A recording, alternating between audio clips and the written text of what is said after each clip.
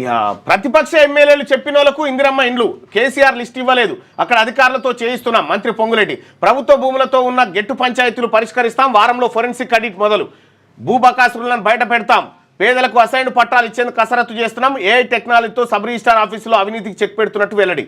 ఇక ప్రతిపక్ష ఎమ్మెల్యేలు చెప్పిన వాళ్ళకు కూడా ఇందిరమ్మ ఇండ్లు ఇస్తున్నామని మంత్రి పొంగులేటి శ్రీనివాసరెడ్డి తెలిపారు. ఇక్కడ ఎమ్మెల్సీలకు కూడా ఒక కోటా ఇవ్వండి, ఎమ్మెల్సీలకు కూడా ఒక కోటా ఇస్తే మేము కూడా ఇవ్వడానికి అవకాశం ఉంటుంది. చాలా మంది నిజంగా కూడా అసలు యాక్చువల్గా ఎవరైతే బాధితులు ఉంటారో, ఎవరైతే అర్హత, ఎమ్మెల్యేలకు నిధులు లేవాయా విధులు లేవాయా, ఏది ఎమ్మెల్సీలకు నామకే వాస్తే అట్లా పెడితే అట్లా లెక్క మేమేం న్యాయం చేయగలుగుతాం? ఇక ప్రతిపక్ష ఎమ్మెల్యేలు చెప్పిన వాళ్ళకు కూడా ఇందిరమ్మ ఇండ్లు ఇస్తున్నామని మంత్రి పొంగులేటి శ్రీనివాసరెడ్డి తెలిపారు.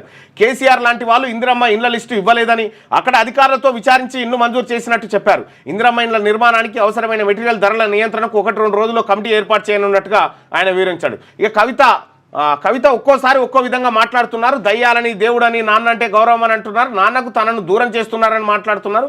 ఎవరు దూరం చేస్తున్నారో కవిత చెప్తే విందామని నేను కూడా ఎదురు చూస్తున్నా అని చెప్పి మంత్రి పొంగులేటి శ్రీనివాసరెడ్డిని ఎవరు వీళ్ళు అడిగితే, ప్రశ్నలు అడిగితే ఆయన చెప్పినటువంటి మాట. లేటెస్ట్ న్యూస్ తెలుగు మరియు ఇంగ్లీష్ అప్డేట్స్ కోసం ఇప్పుడే క్యూన్యూస్ అఫీషియల్ యాప్ ని ప్లే స్టోర్ నుండి డౌన్లోడ్ చేసుకోండి. సరికొత్త సమాచారాల కోసం క్యూన్యూస్ వెబ్సైట్ ని ఫాలో అవ్వండి. ఛానల్లో ప్రాంతీయ, జాతీయ, అంతర్జాతీయ వార్తలు వీక్షించండి. లైక్ చేయండి.